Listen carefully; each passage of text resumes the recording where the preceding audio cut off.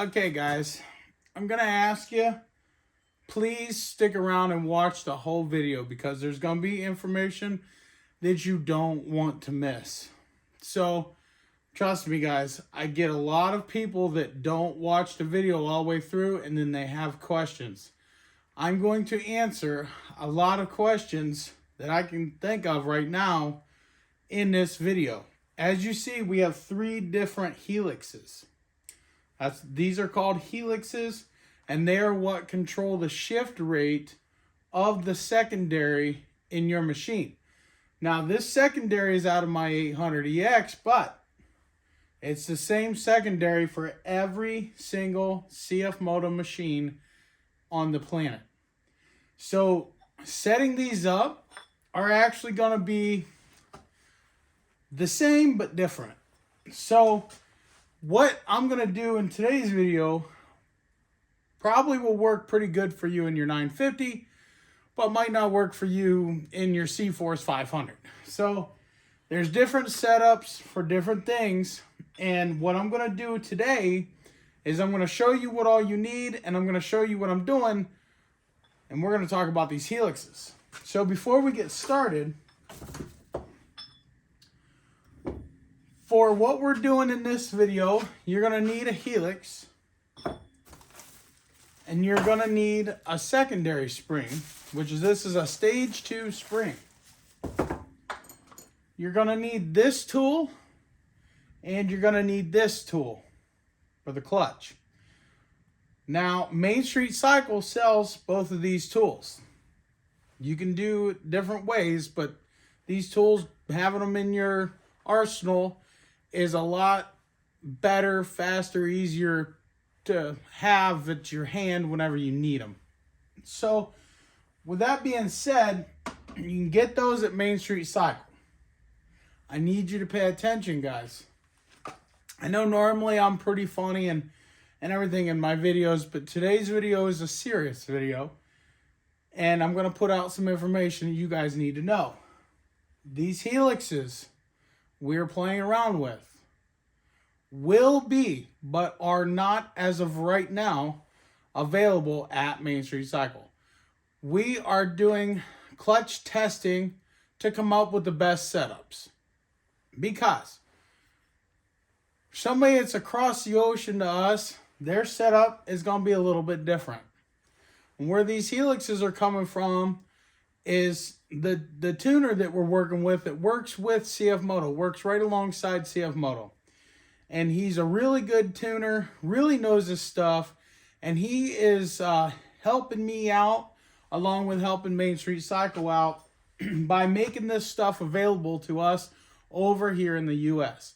It's going to take some time, but it's coming. It's here. We're just doing testing, and once it's available, we'll all tell you. Me, Blake, everybody, all the YouTubers, you'll see it. Main Street Cycle will all tell you when the stuff is available and ready to buy. So please bear with me and let me do my testing and watch as I test and do some things.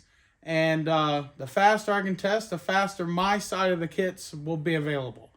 I am going to be working with the 800 EX, which would be the same as the 800 Trail and the U-Force 800. I'm also going to be working with the 500 Trail with these helixes. These are 2 different helixes.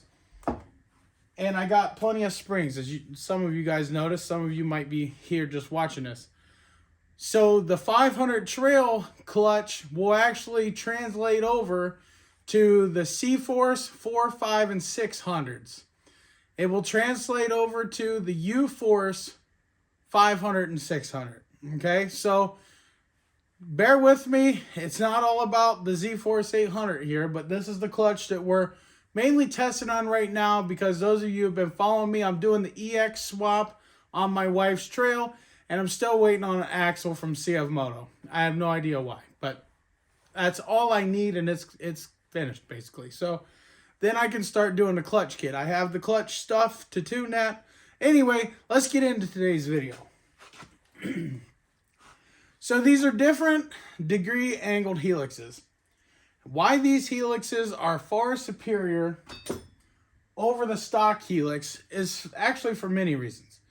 This is a cast part, and we'll get into that in just a second on this wear and everything. This is a cast part, okay? So it wears extremely fast. I mean, it's trail block, and they have very good longevity. I mean, these clutches are good for around 5,000 miles if they're properly taken care of. And mine's been a champ, literally. Mine's not even wore out, okay? It's even with these grooves look bad, but they're completely normal. But we're going to talk about it. These are billet aluminum. So they're actually going to have better wear characteristics, and they're going to last that much more longer. And this one's just a tad heavier, maybe. They feel really close. I could pop out the scale, but who cares about that? This one's way more durable than this one, even though these are really, really good too. Even though they're cast and whatnot, they're really good. Changing your Helix is going to change your shift rate and how fast or how slow, depending upon what Helix that you need. But for the majority of us, we want slower shift out. We don't want faster. Faster is normally bad for the off-road community. So how it happens is, put this Helix down on here, and it rides on these pads, okay? That is neutral position right there. That's neutral position. That's all the way down. Now your spring adds tension. With that tension, only one of these pulleys move, okay? So how that works is, if I can get it to work right, this moves like this and this moves like that, which, there we go. There we go. So that's shifted all the way out. So this ramp slows that shift. So you get better RPM, horsepower, torque, performance curve out of your shift out, and it don't shift completely fast, and you're just out of breath at 70 mile an hour. Now, depending upon how you set these up, you could potentially keep top speed, gain low end torque also, depending upon how you set it up. But a lot of us, we don't care about doing 70 mile an hour. We want overall best performance, practically up to 50 miles an hour, because in the woods you're at 15, 20, and like me, I ride 40 mile an hour sometimes, very rarely over 25. So that's the power range that I want and that most people want. You might be different. You might be hitting a mud hole. And if you're hitting a mud hole, you're going to want this Helix. Actually, this Helix right here, this is going to be the mud edition. So I'm putting together like 4 or 5 different clutch kits for Main Street Cycle. So I'm going to be writing them a thing, and they'll be able to look at my kits and say, oh, Redneck, you know, he likes this kit for this and this kit for this. And I already have a bunch of kits that I've been working on in the last 2 years. They don't have these Helixes, so we're working on these Helixes now. I already know what works good with the stock Helix and the stock spring. Now I'm testing the aftermarket Helix and the aftermarket spring. So this spring actually is going to raise tension. So like on my machine, say I want to run this and this, or this and this, you're really going to want to leave it in B1. But I got testing to do. So anyway, I know I'm sometimes all over the place, guys. That's just the way I am. I'm sorry. You just have to kind of pay attention and watch the video. But nonetheless, these Helixes, they slow down your shift rate, giving you better performance throughout the whole range of the CVT shifting out. And that's where you benefit from. That keeps your RPMs in a better place. Instead of like CFMOTO, normally you know how you punch your CFMOTO and it's just bah! Kind of like that because it's shifting out too fast. And this is going to keep us from doing that. So without further ado, I mentioned you're going to need this tool and this tool. But you're also going to need this tool for the snap ring there. So in this video, you're going to see me do a test run with this. So let's get to it. And I know a lot of you are asking me, about the 800, so I got to clear this up. If you have an 800cc engine, Z-Force, not C-Force 800, it's different. But the 800EX and the 800 Trail, you're going to want to run the Dr. Pulley sliders. Do not, I don't care who likes it or don't like it right now. Do not buy a clutch kit with the rollers.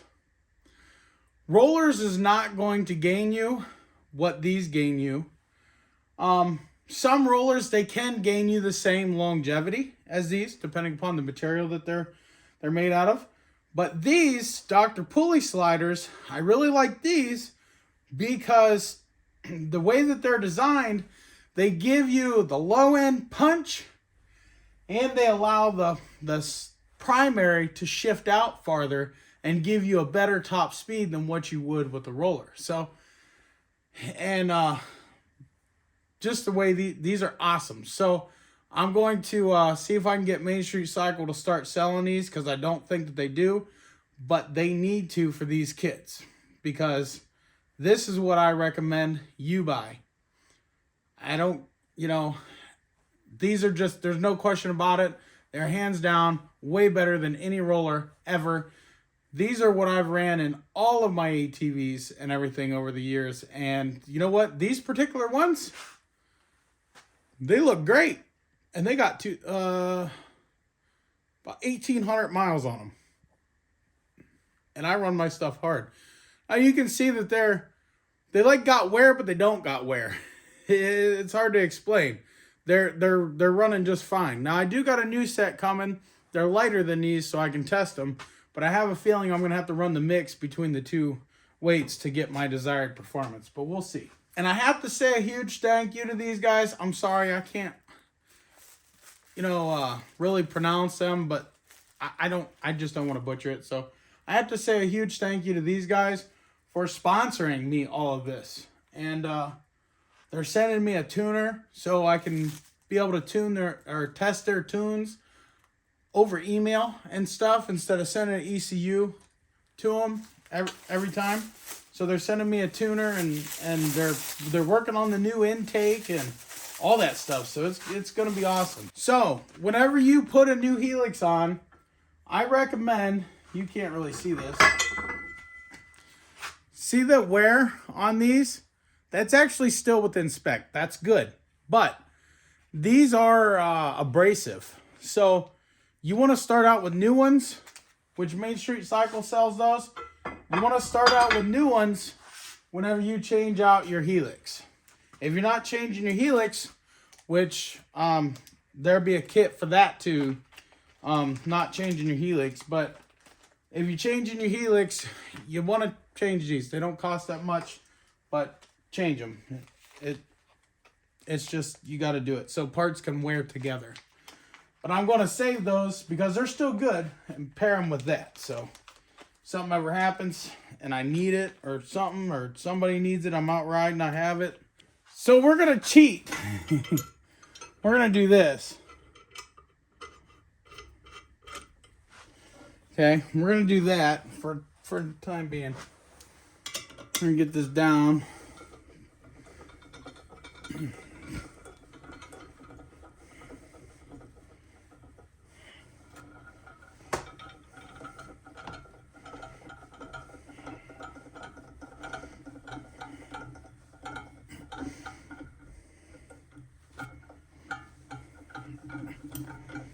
So the way I like to do it is get your keyhole lined up, then take your key and just take and slide it right down in here. It'll go right in.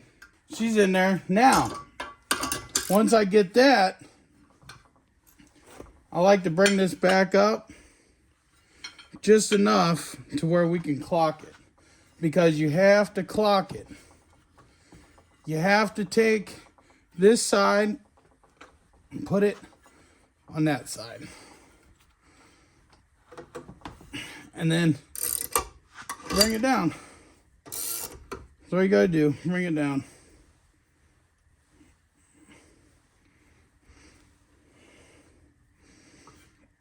Make sure it sits. I know you guys can't see, but you'll see once you got your clutch out. Just make sure it clips down in. That one's clipped in. We can release all that. All right, guys. New spring, new Helix. Clocked in my testing position. And now all we've got to do is go and test it out. So let's do that. I'll see you guys when I'm in the side-by-side.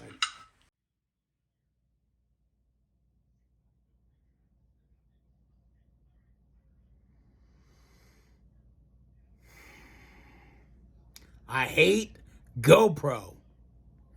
GoPro sucks. Every GoPro camera I've ever bought, I've always had a problem with.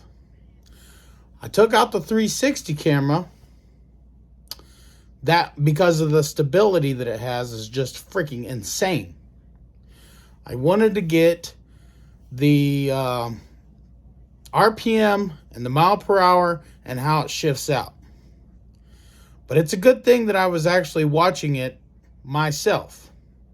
I had this camera set. I had it dialed in. You could clearly see the screen. I left here, went to my buddy Nick's house, and I don't know, it must have auto-adjusted and did its GoPro thing. Its thing that GoPro does. GoPro sucks. Something told me I should have got my DJI. If you guys want a badass camera, you got to get the DJI Osmo. Whenever you set this camera up right with the filters and the ISO and all that, it absolutely stomps GoPro.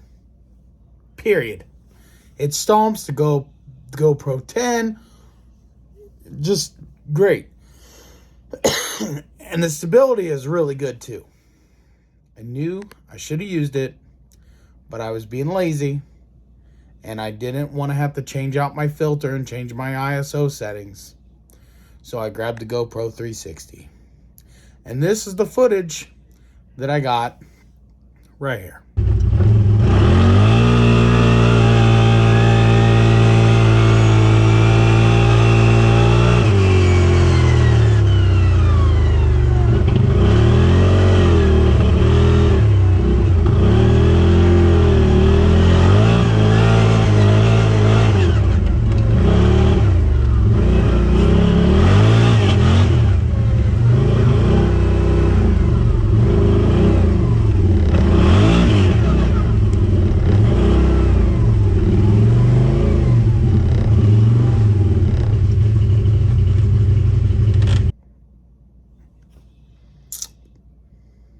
So, let's talk about this footage right here. I got the clutch pulling very, very, very, very nice. Still needs a pinch more dialed in, but actually, this kit here, I've already tested a bunch of kits, a bunch of different settings, and everything. This kit here, the way I got it set up, it pulls at 6,900. It about 6,500, but then gets to 6,900, and then once it's done shifting, it backs back down, and it's really nice dialed in. I need a few more RPM to put it right at the sweet spot, and we'll be able to adjust that and see what weights we need to do that once my new weights come. But it's pulling very, very, very nice. Very nice. And in low range, before with my kit, my other kit, I topped out at 32 miles an hour banging off the rev limiter. With this new kit, I got the 38 and it was at 7,200, still pulling through the clutch. So that's banging good in low range. Really good in low range. Had, and a punch. Holy crap. In low range, you punch it, and it set me sideways in the street. So definitely I'm going to dial that in. There's plenty of more room there because I was happy with 32 rev limiter before. Now with that Helix, it's pulling so much better, and you're getting more mile per hour out of it in low range, which is really good, really good. But there's room for some more RPM and be top notch. So stick around and stay tuned for more clutch testing to come. Thank you guys for watching. We'll see you later. I'm sorry. I have 5 minutes of this GoPro footage of me testing, and man, GoPro, you let me down. I think you let all of us YouTubers down. Gotta step it up.